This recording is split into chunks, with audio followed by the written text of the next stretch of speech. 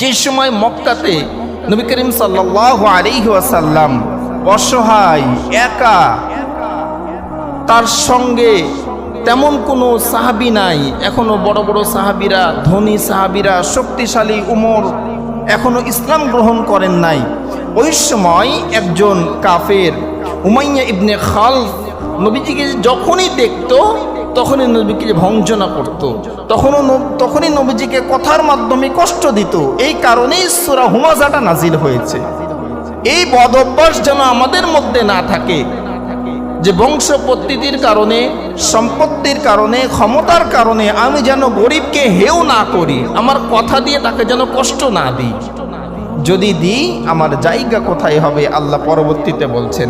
তাহলে 1 নম্বর আয়াত আমরা শুনলাম। প্রথমে আল্লাহ বললেন ওয়াইল, ধ্বংস, দুর্ভোগ, লিকুল্লি, প্রত্যেকের জন্য, হুমাজা, যারা সামনে নিন্দা করে, লুমাজা, এবং যারা মানুষের পিছনে গীবত করে, পিছনে মানুষের দোষচর্চা করে। এরপরে 2 নম্বর আয়াতে কারিমায় আল্লাহ বলছেন আল্লাযী জামাআ মালান ওয়া আদ্দাদা, যে ব্যক্তি মাল গচ্ছিত করে এবং বারবার ওই মালগুলো গণনা করে।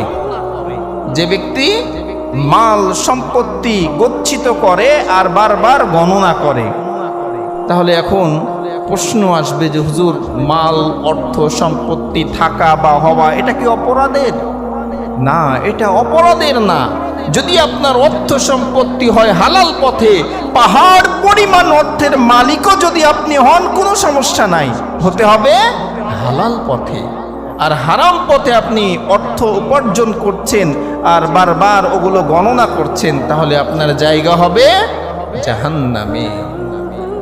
হালাল পথে যদি অর্থ উপার্জন করেন, অর্থের মালিক হন, এর দ্বারা আপনি আর্থিক যে ইবাদতগুলো আছে সেগুলো করতে পারবেন।